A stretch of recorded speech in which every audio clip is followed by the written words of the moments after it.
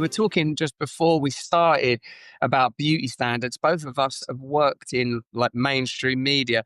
And one of the great awakenings that I experienced when making my first Hollywood movie was that I had nasal hair, something I'd never considered before then.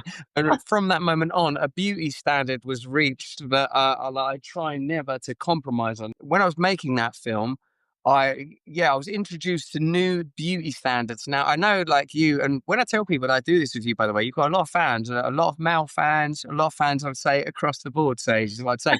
But like one thing that I'll never forget is in that episode where you showed you getting hit in that mouth by the golf ball. I've never really let go or forgotten that, and I wonder how that connects both with your concept of self-image, the pressure to be beautiful on screen, and how that might color your perspectives on beauty products being sold and how that interfaces with the culture war, which I know is connected to one of your stories today, at least. Okay, that's like three questions in one. Where do I That's begin? how I operate. You know what? You got to slow down for my little brain. First of all, I want to make sure you still do. The way to take care of nose hair the quickest and best is through wax. So if you just wax right there, trust me, you don't have to take the little razor thing in there quite as often if you wax. Tell Laura.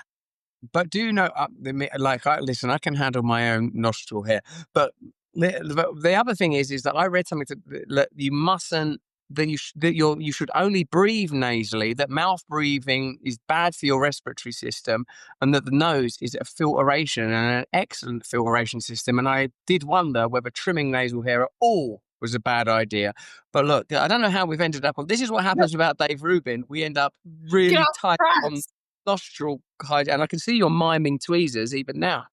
Listen, you have to trim it. Doesn't mean you take it all out because it does filter the other stuff, dirt particles, which I guess, isn't that where boogers come from? See, we are completely off track. And you said wax as well. Sage, Wax it wax. all off. Not only is that painful, that's the whole filtration system gone. It's just the tip, Russell. When I see you next, I'm bringing my little home wax kit. Trust me. And I, especially the unibrow, we take care that we just rip it right off. It's microwave, little cup. It's easy.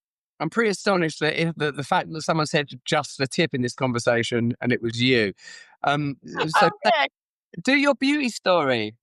Well, there's many. Okay, here's the problem. When I was at ESPN for 16, 17 years, every single day on SportsCenter, the last couple years I hosted a 2-hour live show. And not only are you sitting at a desk where maybe you could get away with flip-flops and the kind of clothes you usually wear down low, right? Not much.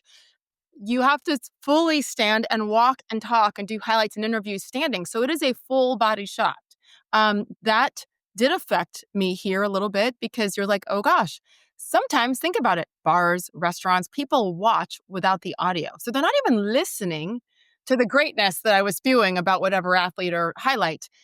They're looking and they're judging based on that. And so if I wasn't in shape, if I was having a bad hair day, which is like every other day, look, then you're being judged by that. And I think it's very, very easy to get caught up in that every single day. You sit down at the networks, you have a makeup artist who's trying to make sure your eyebrows are absolutely perfect every time.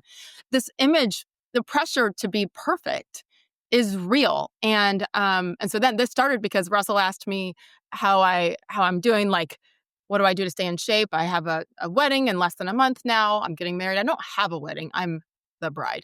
And I feel pressure, like, oh my gosh, my arms need to look good. I always want that my whole life, but in particular for this special day. And is that healthy? Is that just because of this attempt at perfection, even though it's non-existent, throughout my whole life in front of cameras? I don't know that it's very healthy. The key is, who are you doing it for? Them?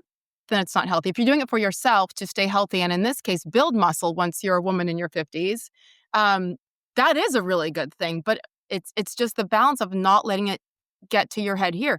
And I asked you about it because you are so fit and so lean. And then what does he do? He does jujitsu twice a week and some yoga. That's it. That's not fair. No, I do quite a lot. I do quite a lot of yoga and quite a lot of jiu-jitsu. Also, I deal with such intensive levels of psychological stress from my own participation in cultural and political warfare, I would argue, that, you have to be tight. And to pick up on one of the things you said, I don't think it can be even for yourself. Whether it's appearing on TV or doing podcasts or getting married, I feel like our function is to make ourselves of maximum use to God, maximum use to God. And of course, a wedding ceremony is a religious ceremony. It's a religious ceremony. It's holy matrimony.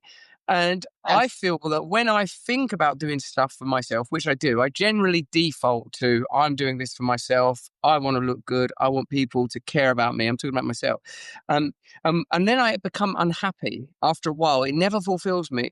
But when I'm able to remain on purpose, whether that purpose is the care of my immediate loved ones or my more general belief that we're here to love one another, derived from scripture, in my case, of course, and I know yours, then I feel contented. So I wonder if these ideas of body image and appearance, when they're like, if your function in life is to make yourself of maximum use to God, then you should remain fit, you should remain hygienic, you should remain, where possible, beautiful, in order that you may serve God. But it's only, I think, when God's creations become themselves gods, whether that's worshipping another person, worshipping an idea, worshipping an engraven image, worshipping a philosophy or ideology, when that happens, we get in trouble. And even your examples of working in the sport world, I'd never considered that pressure of being full body.